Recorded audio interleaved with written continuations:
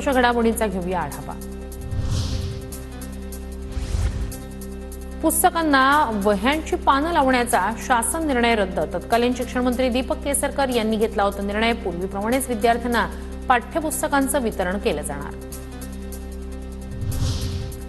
राज्यात artificial intelligence विद्यापीठाची स्थापना होणार। राज्य सरकारच्या उच्च आणि तंत्र शिक्षण खात्याचा मोठा निर्णय। विद्यापीठाची स्थापना करण्यासाठी समिती स्थापन करण्याच्या मंत्री चंद्रकांत पाटील यांच्या सूचना। पुण्यात महाराष्ट्र केसरीच्या गदेचं पूजन संपन्न। स्वर्गीय मामासाहेब मोहोळ यांच्या स्मरणार्थ केंद्रीय राज्यमंत्री मुरलीधर मोहोळ यांच्या वतीनं महाराष्ट्र केसरीची गदा दिली जाते।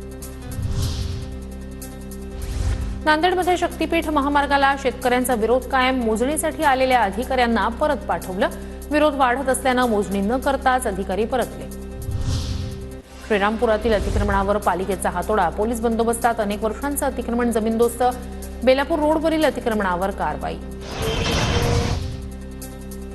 जळगावमध्ये जिल्हा परिषदेच्या कंत्राटी कर्मचाऱ्याची आत्महत्या। अनिल बडगुजर असं आत्महत्या केलेल्या कर्मचाऱ्याचं नाव।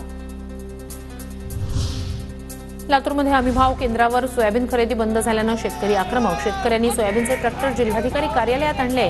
मोठ्या संख्येनं ट्रॅक्टर आल्यानं प्रशासनाची उडाली तारंबळ। सोयाबीन खरेदीला मुदतवाढ देण्याची मागणी। खरेदीची मुदत सध्या 31 जानेवारीपर्यंत।